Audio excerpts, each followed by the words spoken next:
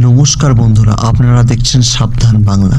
বন্ধুরা, আপনারা দেখছেন বাংলাদেশে হিন্দুদের সাথে প্রতিদিন যা কিছু ঘটনা ঘটে চলেছে তাতে ভীষণ উদ্বেগজনক পরিস্থিতি তৈরি হচ্ছে। কিন্তু এই পরিস্থিতিতে ডোনাল্ড ট্রাম্প ইউনূসের উদ্দেশ্যে যে সতর্ক বার্তা দিয়েছেন তাতে এক প্রকার হুমকি বলা যায়। আজকের দিনে দাঁড়িয়ে সবচেয়ে বড় প্রশ্ন এটাই, ডোনাল্ড ট্রাম্প এবং নরেন্দ্র মোদী একসঙ্গে বাংলাদেশের হিন্দুদের কি আদৌ রক্ষা করতে পারবে? ডোনাল্ড ট্রাম্প কি বলেছেন সেটা আপনাদের দেখাবো, তার সাথে এটাও দেখাবো ভারতীয় সংসদ ভবনে সাংসদরা কি বলছেন। কিন্তু তার আগে একটি ছবি আপনাদের দেখাতে চাই, যা দেখে আপনারা বুঝতে পারবেন বাংলাদেশের পরিস্থিতি কতটা ভয়ঙ্কর। ভেন্টিলেটরে শুয়ে ছবিতে যাকে দেখতে পাচ্ছেন, এই লোকটি কি দোষ ছিল জানেন? কি এমন করেছিল এই লোকটি যার জন্য তাকে এই পরিস্থিতিতে আসতে হয়েছে? এই ব্যক্তি চিন্ময় প্রভুর আইনজীবী। চিন্ময় প্রভুর হয়ে কেস লড়ার জন্য তিনি রাজি হয়েছিলেন। সেই অপরাধে জিহাদি ইউনূস সরকারের কট্টরপন্থীরা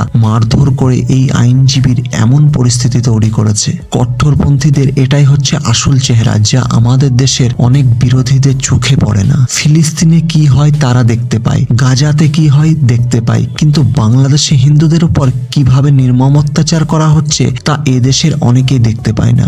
মারধর করে আইনজীবীর জীবন সংকটের এমন পরিস্থিতি তৈরি করেছে, যার জন্য আজকে চিন্ময় কৃষ্ণের জামিনের জন্য কোনো উকিল কোর্টে উপস্থিত হতে পারেনি। বেছে বেছে হিন্দুদেরকে টার্গেট করা হচ্ছে বাংলাদেশে। বাংলাদেশের হিন্দু নাগরিক, আইনজীবী, সাংবাদিক কেউ বাদ যায়নি। হিন্দুদের উপর অত্যাচার ক্রমশ বেড়ে চলেছে। ইসকনের লোকজনদের ভারতে আসতে পর্যন্ত বাধা দেওয়া হচ্ছে। কি উদ্দেশ্য?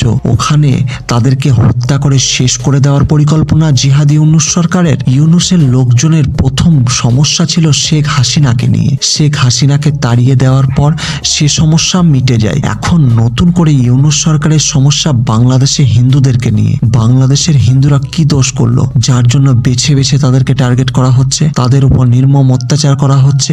বাংলাদেশের ইসকন হিন্দুরা কি শুধুমাত্র শেখ হাসিনাকে কি প্রধানমন্ত্রী বানিয়ে রেখেছিল? একটা ভিডিও দেখাচ্ছি, দেখুন কিভাবে বাংলাদেশের রাস্তায় রাস্তায় হিন্দুদের বিরুদ্ধে আন্দোলন হচ্ছে।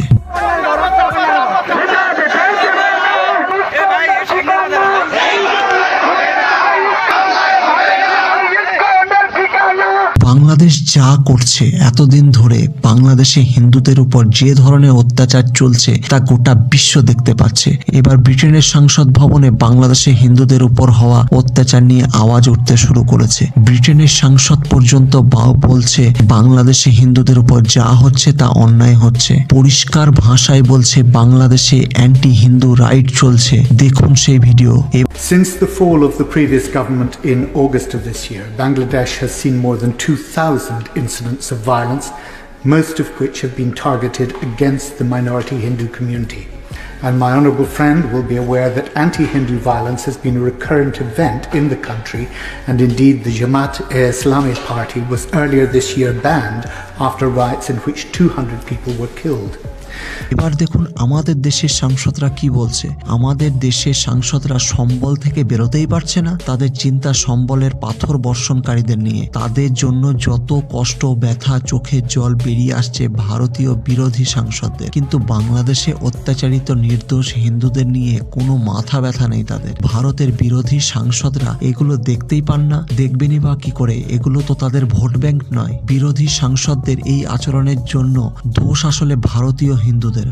ভারতে কিছু পার্সেন্ট হিন্দু আছে যারা এদেরকে ভোট দেয়। তারা ভালোভাবেই জানে এই সমস্ত সাংসদরা পাথরবাজদের হয়ে পাশে দাঁড়াবে, কিন্তু হিন্দুদের হয়ে পাশে দাঁড়াবে না। তাও তারা তাদের পা চাটতে ছাড়বে না। একমাত্র মমতা ব্যানার্জি আছে যিনি এখন বাংলাদেশের হিন্দুদের হয়ে কিছু দু চারটে কথা বলছেন। তিনি বলেছেন বাংলাদেশে ইউনাইটেড নেশনের শান্তি সুরক্ষা বাহিনী মোতায়েন করা দরকার। কিন্তু এই যে তিনি এই সব বলছেন, কেন বলছেন তার পিছনেও কারণ আছে। পশ্চিমবঙ্গের পুরনো ইতিহাস আছে। বাংলাদেশে 1975 সালে মুজিবুর রহমানের হত্যার পর অনেক বড় সংখ্যায় প্রায় 1 কোটি বাংলাদেশের হিন্দু শরণার্থী পশ্চিমবঙ্গে প্রবেশ করেছিল, যার কারণে 1977 সালে পশ্চিমবঙ্গের তৎকালীন বর্তমান সরকার পর্যন্ত পড়ে গিয়েছিল। এমনকি পশ্চিমবঙ্গে বিজেপি হিন্দু ইস্যু তুলে ধরার পরে 2021 সালে বিধানসভায় সিট 3 থেকে 77 পৌঁছে গিয়েছিল।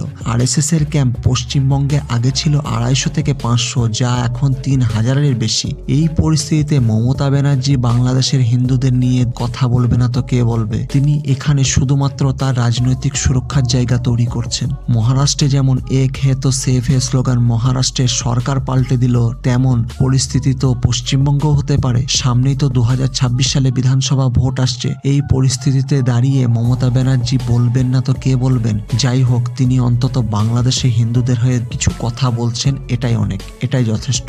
কিন্তু রাহুল গান্ধী, তিনি ভারতের বিরোধী দলনেতা, তাকে কোথাও দেখেছেন বাংলাদেশে হিন্দুদের হয়ে কিছু বলতে? শুনেছেন কখনো? বা বাংলাদেশের ইস্যু নিয়ে কিছু প্রদর্শন করতে? কিন্তু ভারতের বিভিন্ন জায়গায় আমজনতা বাংলাদেশের হিন্দুদের উপর অত্যাচারের বিরুদ্ধে আওয়াজ তুলতে শুরু করেছে। যেমন ত্রিপুরাতে হোটেল এবং রেস্টুরেন্টের সংগঠন স্পষ্ট জানিয়ে দিয়েছে বাংলাদেশ থেকে যারা আসছে তাদেরকে তারা হোটেলে থাকতে দেবে না এবং খাবারও দেবে না। সাথে হসপিটালগুলোও জানিয়ে দিয়েছে বাংলাদেশ থেকে আসা রোগীদের ভর্তি নেওয়া যাবে না। ত্রিপুরাতে বাংলাদেশের দূতাবাসে বিক্ষোভকারীরা ভিতরে গিয়ে বিক্ষোভ দেখিয়েছে। বাংলাদেশের এতে অবশ্য অনেক রাগ হয়েছে। তাদের বক্তব্য, আমাদের দূতাবাসে ভারতীয় লোকজন কেন ঢুকবে? ভারত সরকার স্পষ্ট জানিয়ে দিয়েছে, এই ঘটনায় আমরা দুঃখিত। আপনারা যেমন হিন্দুদের উপর অত্যাচার করে দুঃখ প্রকাশ করছেন, আমরাও দুঃখিত। ভারতের নাগরিক বাংলাদেশের দূতাবাসে বিক্ষোভ দেখাচ্ছে কারণ বাংলাদেশে হিন্দুদের উপর অত্যাচার হচ্ছে তাই। কিন্তু বাংলাদেশে হিন্দুদের উপর কেন অত্যাচার করছেন, এর পিছনে কারণ কি বাংলাদেশের সেটা তো বলতে হবে। শেখ হাসিনা স্পষ্টভাবে জানিয়েছেন বাংলাদেশে হিন্দুদের উপর যে অত্যাচার হচ্ছে তার মাস্টার মাইন্ড হচ্ছে একজনই, তার নাম মোহাম্মদ ইউনূস। বাংলাদেশে এখন একটা বিষয় লক্ষ্য করা যাচ্ছে, শেখ হাসিনা আর তার সাথে কোনো হিন্দুদেরকে বাঁচতে দেওয়া হবে না। এই চিন্তাধারা মোহাম্মদ ইউনূসের জিহাদি মনোভাবে প্রকাশ পাচ্ছে। বাংলাদেশে যা কিছু হচ্ছে তা একসময় আফগানিস্তানে হতো।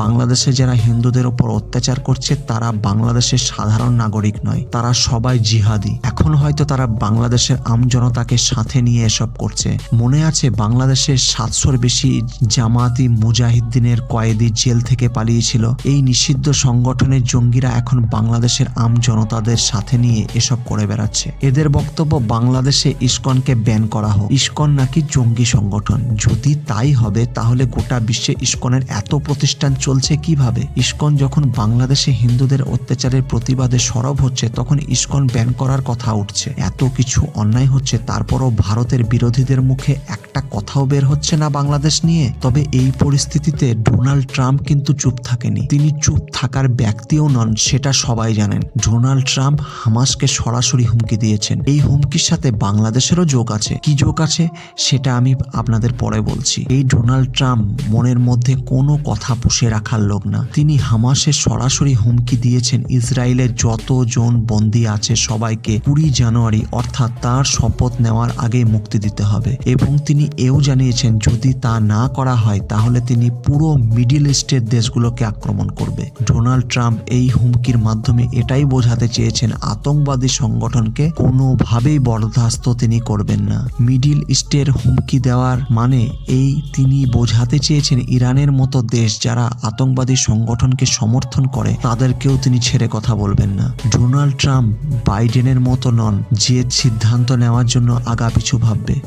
বাংলাদেশ এই হুমকির পর ভালোই বুঝতে পারছে আমেরিকার যে ডিপ স্টেটের ভরসায় শেখ হাসিনাকে তাড়িয়ে ইউনূস ক্ষমতায় এসেছে, সেই ডিপ স্টেটকেও ডোনাল্ড ট্রাম্প ছেড়ে কথা বলবে না। ডোনাল্ড ট্রাম্প আমেরিকায় সেই ডিপ স্টেটেরও ওষুধ তৈরি করছে, যাদের মদতেই বাংলাদেশের হাসিনা সরকারকে উচ্ছেদ করা হয়েছিল। ডোনাল্ড ট্রাম্প এবার তাদেরকেও ছাড়বে না। হামাসের সাথে বাংলাদেশকেও ডোনাল্ড ট্রাম্প এক প্রকার হুমকি দিয়েছে বলা যায়, কারণ তিনি কোনোভাবেই আতঙ্কবাদী সংগঠনকে প্রশ্রয় দেবেন না।